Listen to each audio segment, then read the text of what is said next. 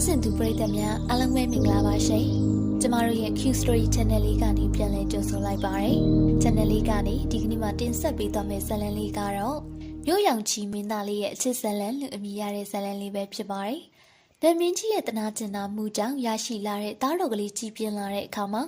အိမ်ထောင်ရသားချပေးဖို့ကျင်ရဘက်ရှာပေးရင်းနဲ့ဘလို့အခက်ခဲပြဿနာတွေနဲ့ရင်ဆိုင်ကြုံတွေ့ရမှာလဲ။ရှေးထုံတဲ့အစဉ်လာတွေကိုနားမလဲပဲတလွဲတွေလုံမိရဲ့အခါမှာမင်းသားလေးနဲ့သူ့အမှုတော်ထမ်း999ယောက်ဟာဘလို့အရာတွေဘလို့အခက်ခဲတွေနဲ့ရင်ဆိုင်ကြုံတွေ့ရမလဲမင်းသားလေးရဲ့အိမ်မက်ထဲကကျင်ရတော်ကိုကောင်အပြင်လက်တွေ့ဘဝမှာရှာတွေ့မှာလားစားတဲ့စိတ်ဝင်စားစရာအကြောင်းအရာတွေကိုသိရှိရဖို့အတွက်အခုတစ်ခေါက်တင်ဆက်ပေးမယ်မြို့ရောင်ချီမင်းသားလေးရဲ့ချစ်ဇလန်ဆိုတဲ့ဇလန်လေးကိုပြီးဆုံးတဲ့အထိနားဆင်ပေးပါအောင်နော်ဇလန်လေးကိုမစတင်ခင်မှာတော့ကျမတို့ရဲ့ channel လေးကို like and subscribe လေးမလုပ်ရသေးဘူးဆိုရင်လည်းလုပ်ထားပေးခဲ့ဖို့ကိုမြတ်တာရက်ခံချင်ပါတယ်။အားလုံးစင်သင့်ဖြစ်သွားပြီဆိုရင်တော့ဇလန်လေးကိုစတင်လိုက်ချင်ပါတယ်ရှင်။ဟိုးရှိလွန်လင်းပြီးသောနှစ်ပေါင်းများစွာက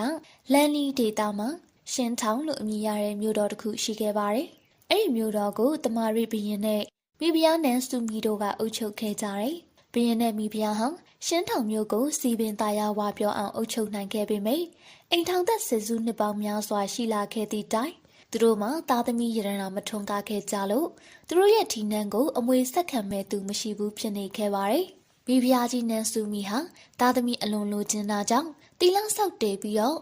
ကောင်းကင်ဘုံကအင်ဒရာနမင်းကြီးစီမှာသားသမီးရတနာပေးသနာဖို့အတွက်ဆုတောင်းခဲ့ပါတယ်။အင်ဒရာနမင်းကြီးဟာ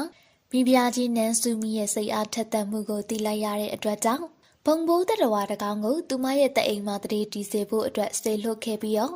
အနာဂတ်မှာအဲ့ဒီဘုံဘိုးတတော်ဝါရဲ့အမှုတော်ထမ်းဖို့နှစ်သား69ယောက်တို့ကိုလည်းလူပြည်မှာဘုံဘိုးတတော်ဝါနဲ့အတူတပြိုင်နက်မွေးဖွားဖို့အတွက်စေလွှတ်လိုက်ပါတယ်။မကြမီအချိန်မှာပဲမိဖုရားကြီးမှာကုံဝန်ရှိလာခဲ့ပြီး6လနဲ့9ရက်ပြည့်တဲ့အခါမှာတော့ထူးခြားအံ့အားသင့်ဖွယ်ကိစ္စတစ်ခုဖြစ်လာခဲ့ပါတယ်။ချင်းတောင်မြို့တစ်မြို့လုံးမှာရှိတဲ့တစ်ပင်အားလုံးရဲ့အရွက်တွေဟာ